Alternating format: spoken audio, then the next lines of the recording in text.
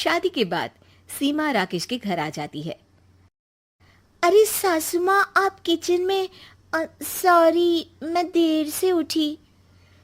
देख सीमा, या तो सास बोल ले या माँ बोल, क्या पसंद है तुझे बोलना? माँ ही बोलूंगी, सास बोलती तो मैंने किसी को नहीं सुना। अच्छा चलिए बता दे कि कितनी रोटी सेकू तेरे लिए। तू नहीं है ना तो हम लोगों को पता नहीं है। हूँ तो नहीं, लेकिन इंसान हूँ तो 2 ही खाऊंगी। वो मन ही मन सोचती है, बड़ी आई ताने देने वाली, भला सास भी बहू के लिए रोटी बनाती है। हाँ बहू है तो तू इंसान ही, लेकिन मैं भी इंसान हूँ, पर मैं तो 3 रोटी खाती हूँ। पर चल कोई ना, अभी तेरे लिए रोटियां बना देती हूँ। सीमा वहां से चली जाती है। सब खाना खाने बैठते हैं कि सीमा कहती है, माँ, आप ना आज मुझे सारे घर का खाना पीना और हिसाब समझा दीजिएगा, कल से मैं घर संभाल लूंगी। अरे बेटा, तू कल ही तो ब्याह कर आई है, अभी कुछ दिन आराम कर, घूम फिर, घर तो सारी जिंदगी संभालना है। हाँ हाँ, पूरा घर खुद अकेली हड़पना चाहती है, तभी तो।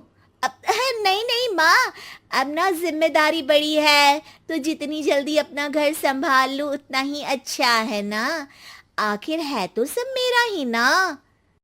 अगले दिन सास एक पेपर सीमा को देती है। सीमा बहू, ये ले, सारा घर मैंने आज तेरे और राकेश के नाम कर दिया है। अब मैं तो चिंता से मुक्त हो गई। अरे माँ, इसकी क्या जरूरत थी? तू घर की बड़ी है, ये प्रॉपर्टी नाम करने को किसने कहा तुम्हें? सीमा डर जाती है कि कहीं सास उसका नाम ना ले ले। अरे बेटा, बुजुर्ग शरीर का क्या भरोसा, वैसे भी जो है सारा कुछ तुम लोगों का ही तो है। हो, नाटक, सारा नाटक। हे भगवान, ये औरत तो थकती ही नहीं नाटक करते। शाम को कमरे में सीमा राकेश को कहती है, एक बात बताओ, ये ऑफिस से आकर तुम घंटों माँ के कमरे में क्या करते हो? अरे तुम भी आ जाया करो ना, सुन लो क्या बातें करते हैं। तब सीमा को ख्याल आता है कि क्यों ना एक दिन माँ बेटी की बातें छुपकर सुन ली जाए। तो वो दरवाजे के पीछे छुपकर दोनों की बातें सुनती है। अरे माँ, ये तो बता, मेरा बेटा होगा तो क्या नाम रखेगी? मैं तो कन्हैया नाम रखूंगी, उसके पैर में पायल डालूंगी और चोटी बनाऊंगी। वाह माँ, इतना प्यारा नाम, तो फिर मेरा नाम राकेश क्यों रखा?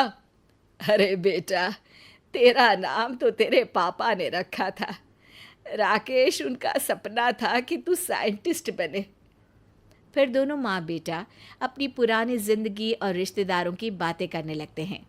बाहर खड़ी सीमा सोचती है, लग रहा है कि बुढ़िया ने देख लिया है कि मैं खड़ी हूँ।